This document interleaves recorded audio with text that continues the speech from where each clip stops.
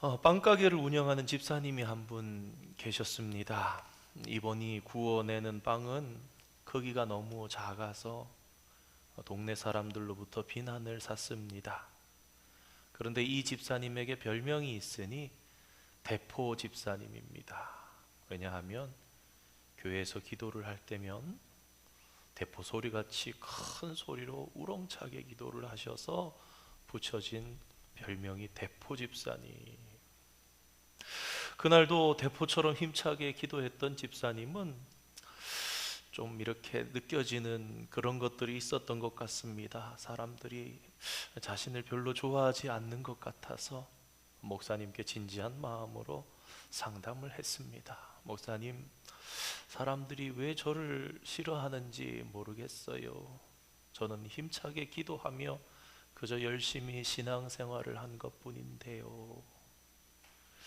목사님이 아마 오랜 시간 이 집사님과 그래도 깊이 교제를 나누시고 그런 끈끈함이 있으셨던 것 같아요. 그래서 진짜 진지하게 사랑하는 마음에 집사님, 정말 그 모든 관계들이 회복되고 사람들로부터 신뢰와 사랑이 회복되기를 원하신다면 집사님, 기도 소리는 조금 줄이시고 대신에 빵의 크기를 조금 늘려보십시오.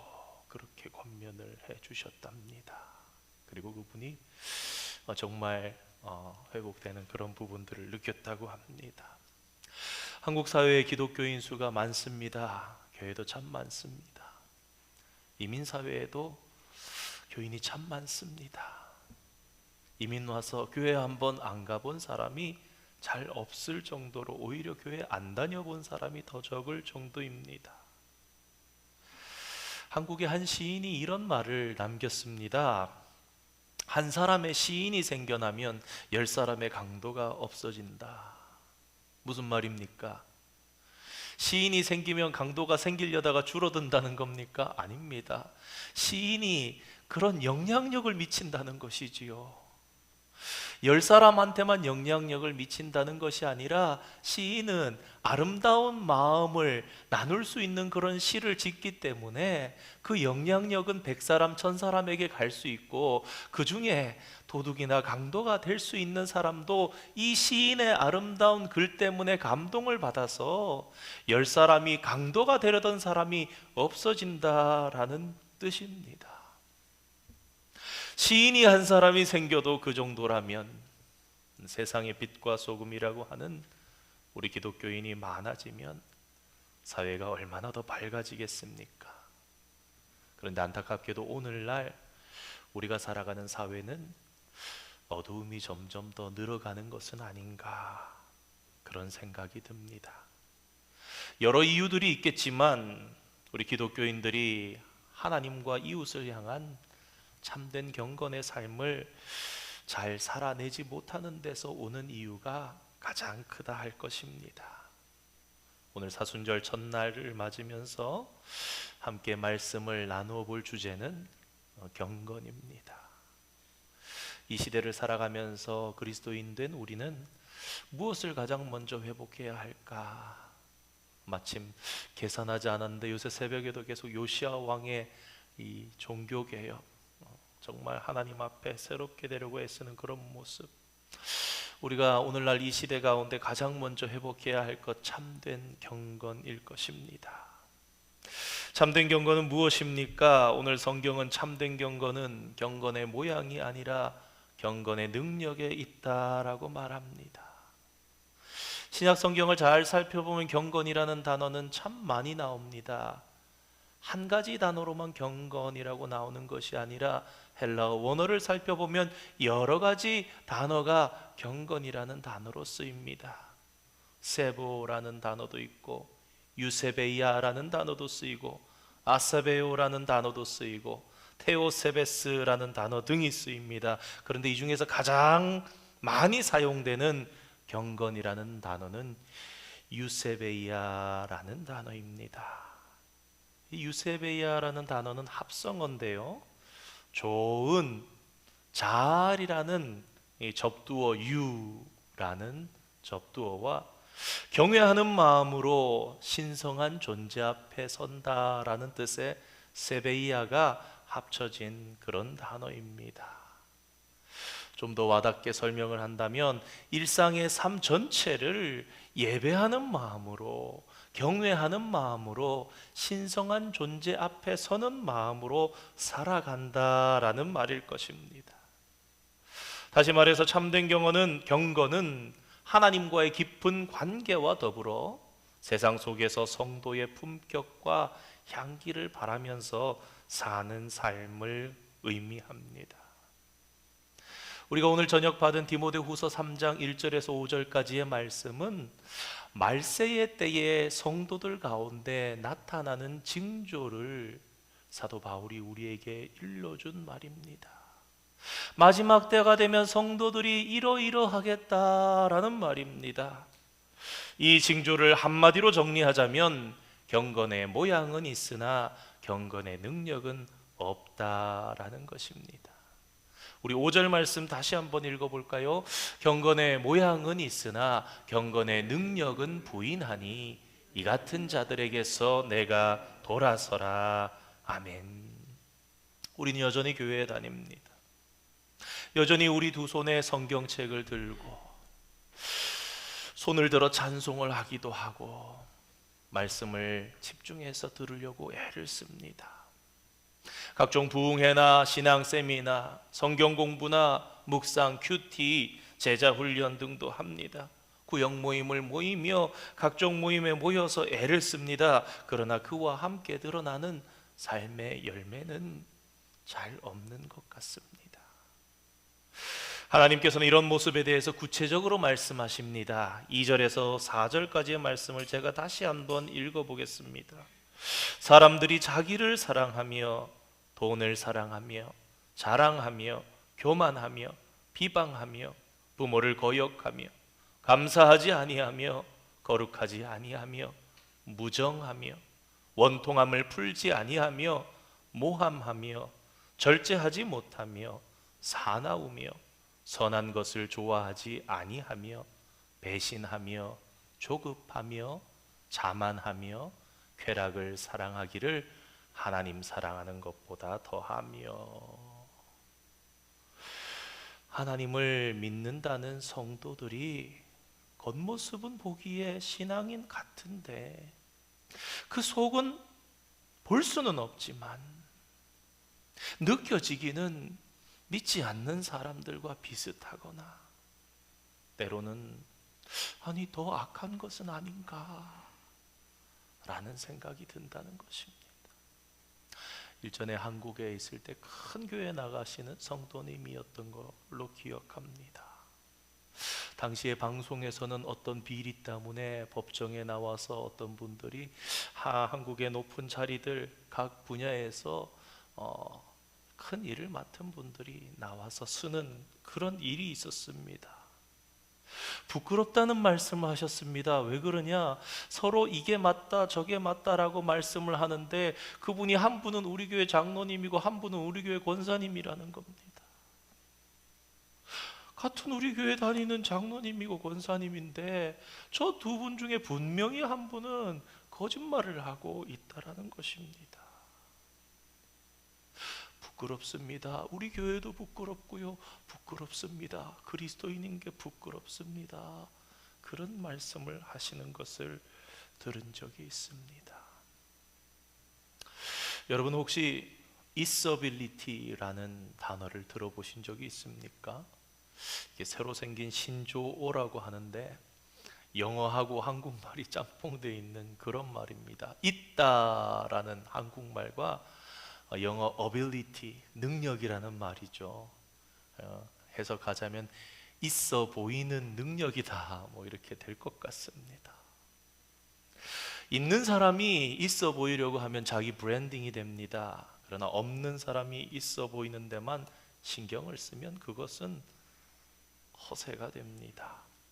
잘난 척, 아는 척, 가진 척, 있는 척, 하면서 사는 것 있어빌리티일 것입니다. 미꾸라지 국을 먹고 용트림을 한다, 그런 말이 있죠. 먹기는 미꾸라지 국을 먹었는데 용을 먹은 것처럼 소인배가 큰 인물인 척 허세를 부릴 때 쓰는 말이지요. 일회용 라이터 하나 없으면서 마치 화염 방사기를 가진 것처럼 헛바람 속에서 뻥뻥거리면서 살기를 좋아하는 것이 바로 허영입니다. 허영은 다른 사람들에게 어떻게 보일지에만 신경 쓰는 필요 이상의 거칠애로 남들 앞에서 크게 높아지려는, 그럴 때 인간의 이것이 죄성입니다. 여러분, 허영으로 가득 찬 거치장을 아주 잘한 사람이 있다라고 한번 생각해 봅시다. 사람들이 그 사람을 보고 우와 멋지다 라고 생각하겠습니까? 그렇지 않습니다. 안 됐다, 불쌍하다 생각할 것입니다. 허영과 비슷한 이미지를 가진 단어 중에 성경에 외식이라는 말이 있습니다. 실제로 있지도 않으면서 있어 보이는 능력만 추구하는 것을 성경에서는 외식이라고 합니다.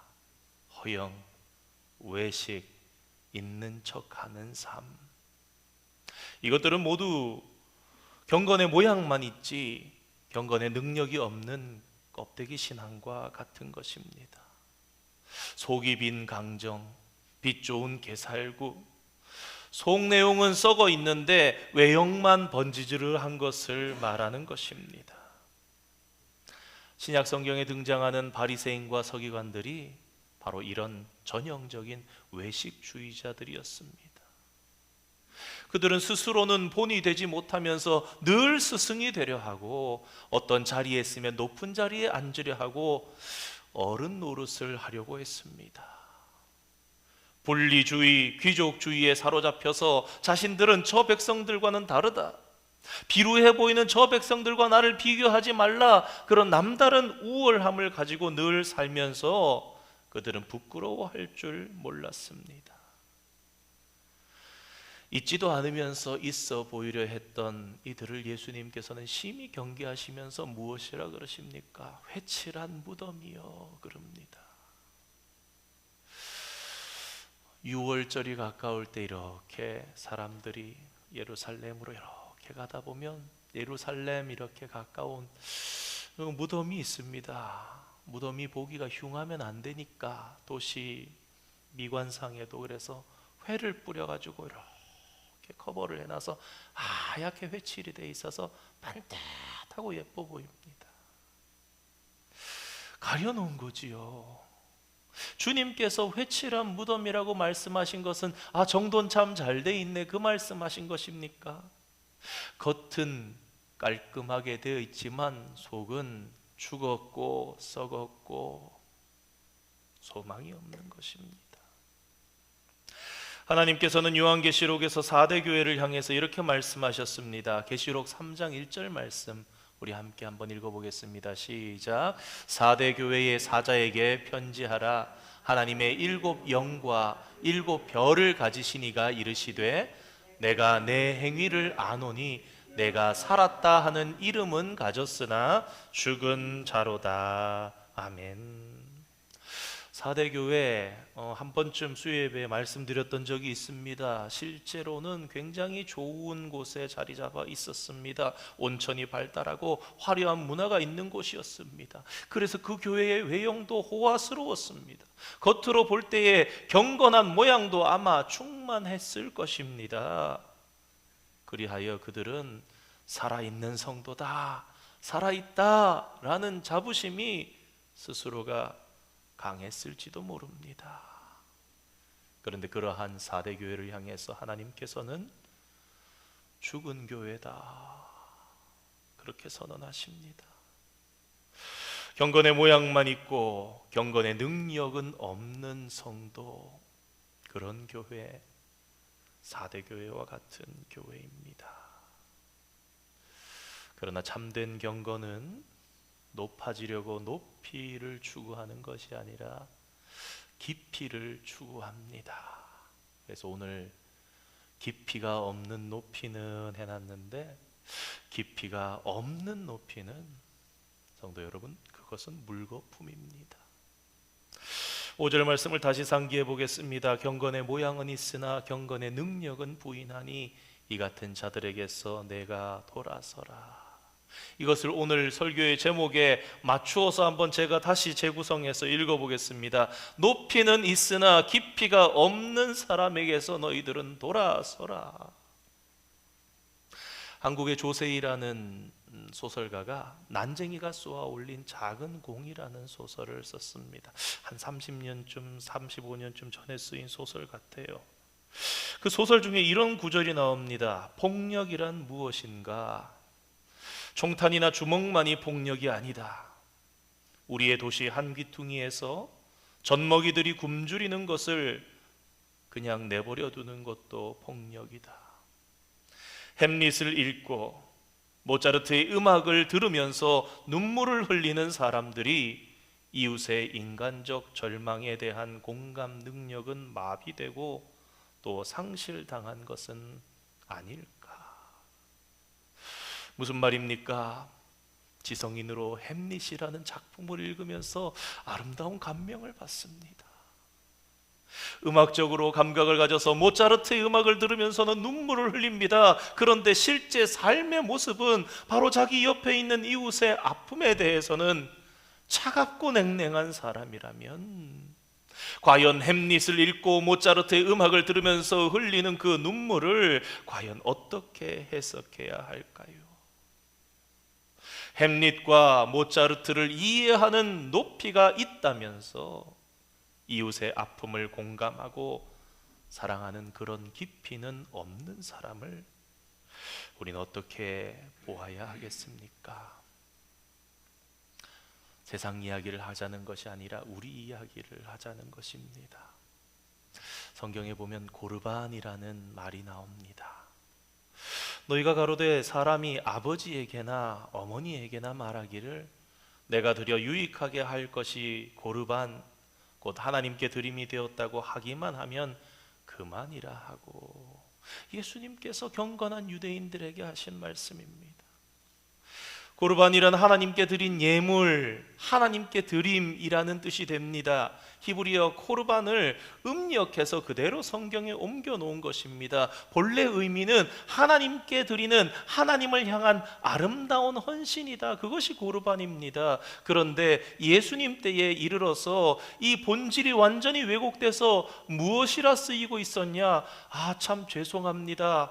하나님께 드려야 할 것을 제가 드려서 부모님께 드릴 것은 없습니다. 제가 하나님께 더 드렸기 때문에 부모님께 드릴 것은 없습니다. 다 드렸기 때문에 저는 더 이상 부모님께는 드릴 수가 없습니다. 왜냐하면 하나님은 더 중요하고 부모님은 덜 중요하기 때문에, 내가 너무나 지극히 하나님을 섬기기 때문에 내 부모도 섬길 그런 여력이 남아있지 않습니다.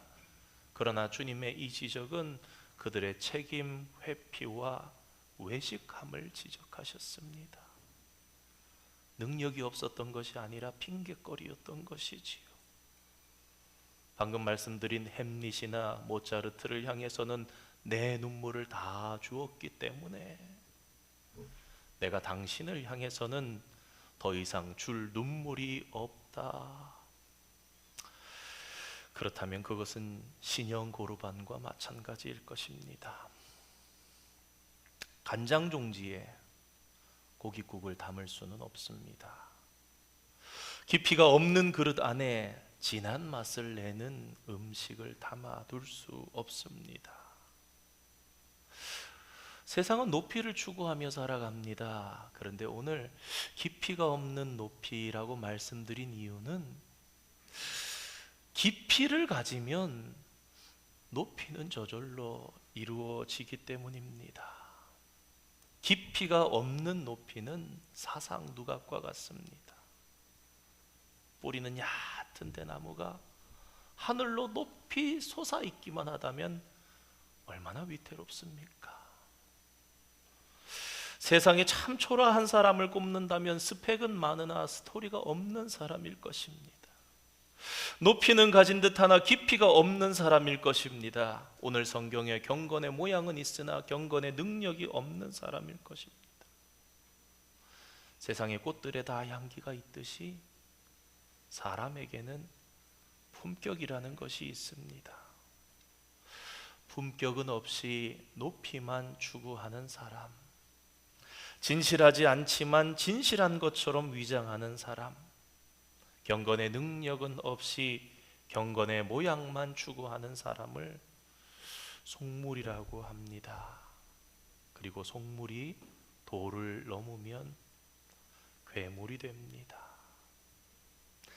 그런데 성도 여러분, 깊이만큼 그리스도인은 향기가 납니다.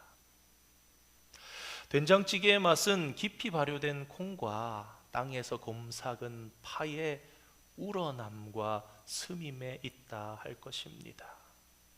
그런데 만약에 이런 깊이 없이 급조한 맛을 조미료만 뿌려서 내려고 한다면 그 맛은 가벼울 수밖에 없을 것입니다.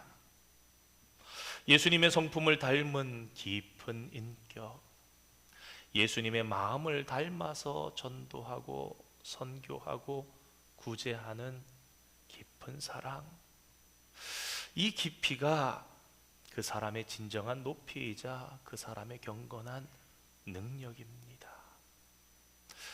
음악도 음식도 시간이 흐르면 부패하는 것이 있고 발효하는 것이 있습니다. 사람도 나이가 들수록 노인이 되는 사람이 있는가 하면 어른이 되는 사람이 있습니다. 늙어가는 사람이 있고 익어가는 사람이 있습니다. 저물어가는 사람이 있는가 하면 여물어가는 사람이 있습니다. 둘 다 세월을 먹었지만 세월의 내용을 먹어서 품격 있는 사람은 어른이 되어가고, 세월을 먹었지만 내용이 없는 사람은 꼰대가 되어갈 수 있습니다. 경건의 모양도 있고 경건의 능력도 있다면 그것은 금성청화입니다. 그러나 경건의 모양은 있으나 경건의 능력이 없다면 그것은 물거품입니다. 오늘 사순절이 시작되었습니다. 주님 앞에 더 가까이 가려고 결단하며 새벽을 깨워서 또 구역별로 성경을 쓰며 또 성경 통독을 하며 우리의 마음을 다잡고 있습니다. 혹 우리에게 뭔가 있어 보이려는 모양보다 경건의 능력을 길러내는, 높이보다 깊이 파는, 깊어지는 그런 능력이 있는, 그런 길러가는 우리 성도님들이 되시기를 주님의 이름으로 축원드립니다. 이 말씀을 기억하시면서